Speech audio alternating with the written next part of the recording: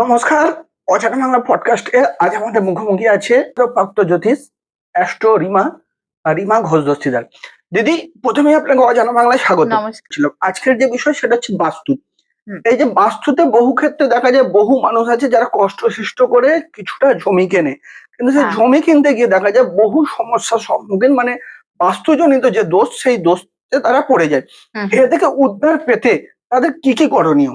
বাস্তুর যে জমি, সেই জমি ভীষণ দেখে কেনা উচিত। ভীষণই মানে সেনসিটিভ একটা জিনিস। কারণ একটা বাস্তু জমি কিনলাম আবার সেটাকে ছেড়ে দিলাম। ভাড়া জমি কখনোই বিশেষ করে কেনা উচিত না। যে দীর্ঘদিন ফ্যাক্টরি ছিল, বা ফ্যাক্টরি হবে বলছিল, বা কোনো অনুর্বর কোনো জায়গার জমি ছেড়ে দিচ্ছে, খোঁজ খবর না নিয়ে কম পয়সায় ছেড়ে দিচ্ছে, নিয়ে নিলাম, এটা কখনো করবেন না। ভালো করে জানার চেষ্টা করবেন, খোঁজ খবর নেবেন, তারপর একটা জমি কিনবেন। অনেক দিন ধরে অনেক জায়গায় দেখা যায় যে এই জমিটা পতিত অবস্থায় ছিল। কেন ছিল? অনেক জায়গায় দেখা গেছে যে ওই জমিটায় দীর্ঘদিন ধরে তন্ত্রমন্ত্রের কাজ হতো। তো জায়গাটা তো একটু হলেও নেগেটিভ হয়ে আছে না? সেই জায়গায় যখন আপনার বাড়ি হবে তখন কিন্তু সেই জায়গা রিলেটেড সমস্যা কিন্তু আপনার বাড়ির ভেতর ঢুকবে।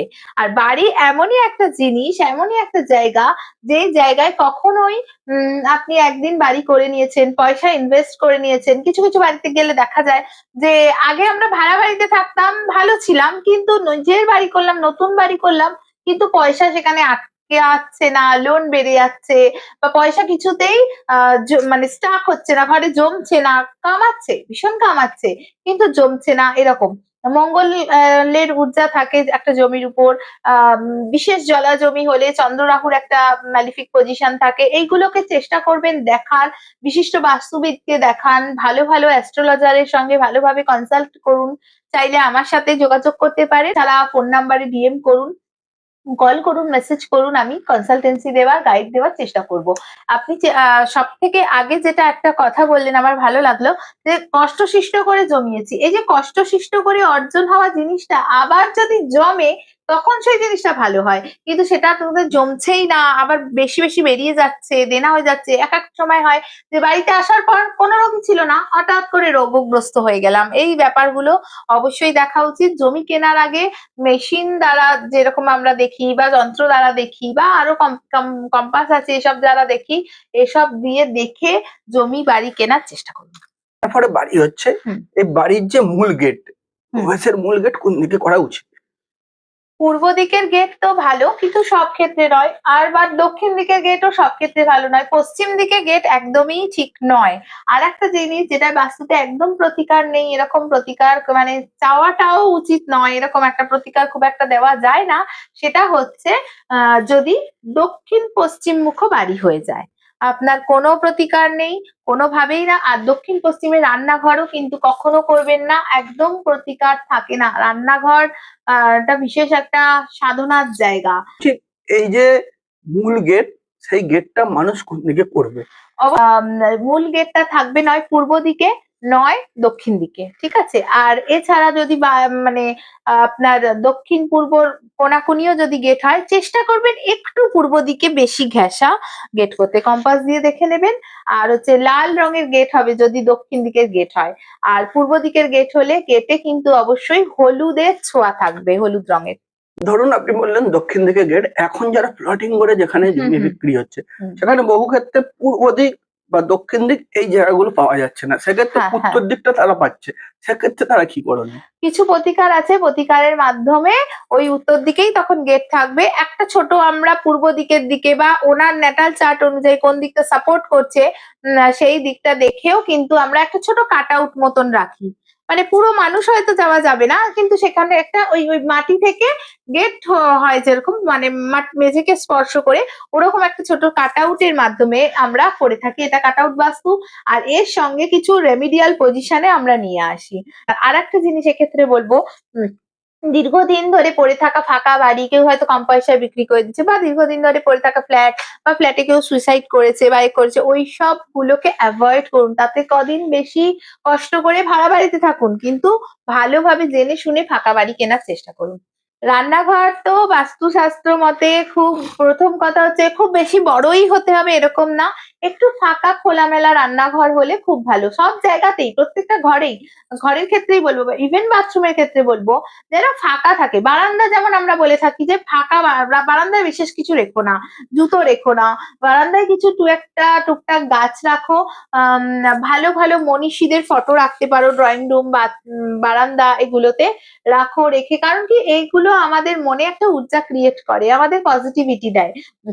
বারান্দায় উঠতে যাচ্ছ, ভীষণ সুন্দর একটা শোপিস রাখো, যেটা দেখেই তোমার মানে মাইন্ড সুন্দর হয়ে যায়। মুনি ঋষিরা মানে ধ্যান করছে, এরকম কিছু ড্রয়িং রুমে রাখতে পারো, বারান্দায় রাখতে পারো, এরকম কিছু ফটো রাখতে পারো। এছাড়া রান্নাঘর যেটা হবে, রান্নাঘরে চেষ্টা করবে স্ল্যাবটা যেন বেশি মানে খুব বেশি এল প্যাটার্নে না হয়, একটু চৌকো টাইপের হয়, বেশি কোনাকুনি না হয়, বেশি ভাঙাভুঙি না থাকে।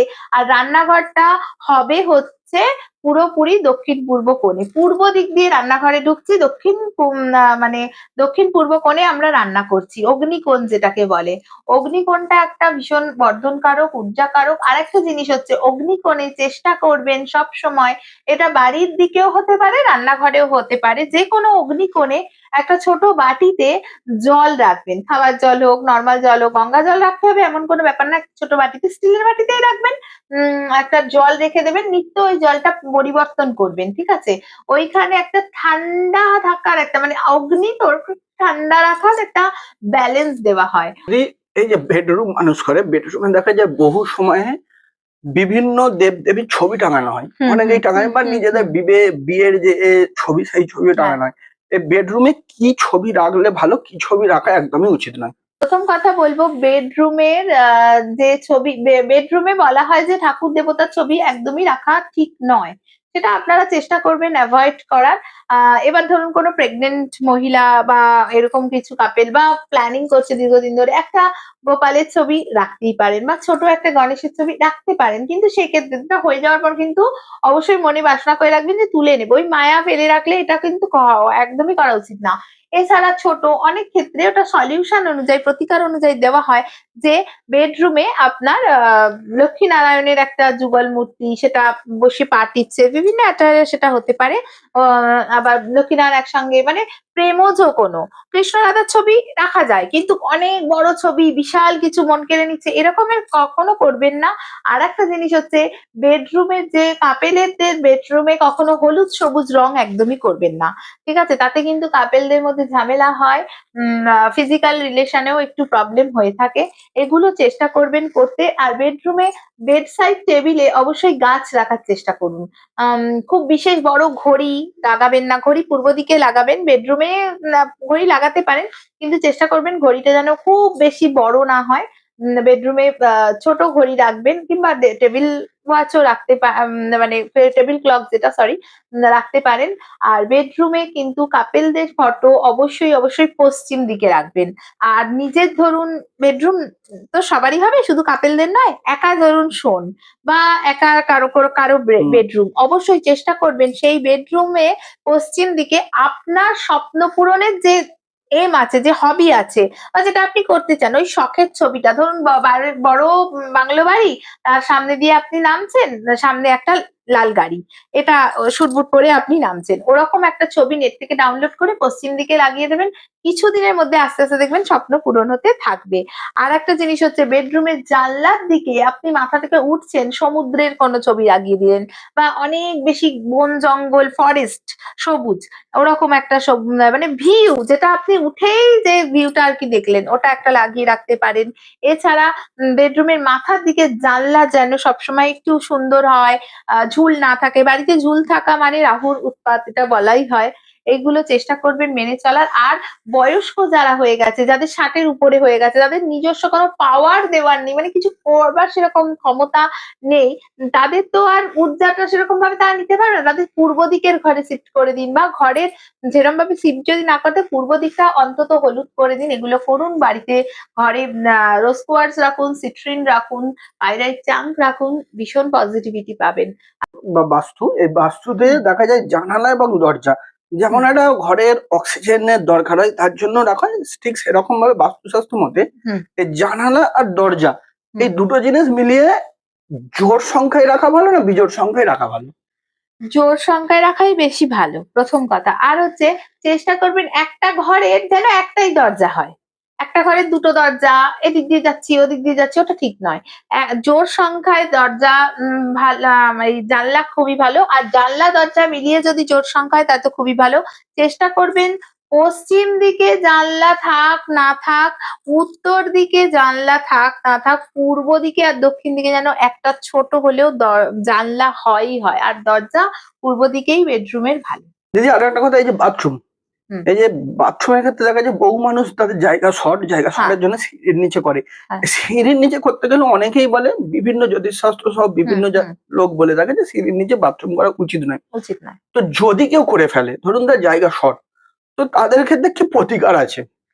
প্রতিকার তো প্রথম বলবো বাথরুমের ভিতরের কালারটাকে চেঞ্জ করে দেওয়া উচিত।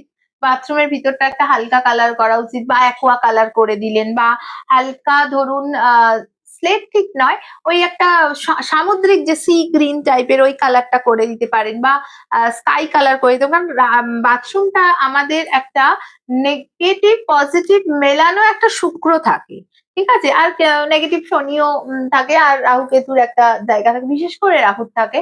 আর দেখবেন যে জলের কলটা যেন লিকেজ না থাকে, তাহলে কিন্তু একটা কেতুচন্দ্রের প্রভাব হয়। সিঁড়ির তলাটা, সিঁড়িতে জল থাকা একদমই উচিত নয়। আর হচ্ছে মানে রাহু চন্দ্রর বলে যে মানে কনসিস্টেন্সিটা বেড়ে যায়, পজিটিভলি নয় নেগেটিভলি, ঠিক আছে।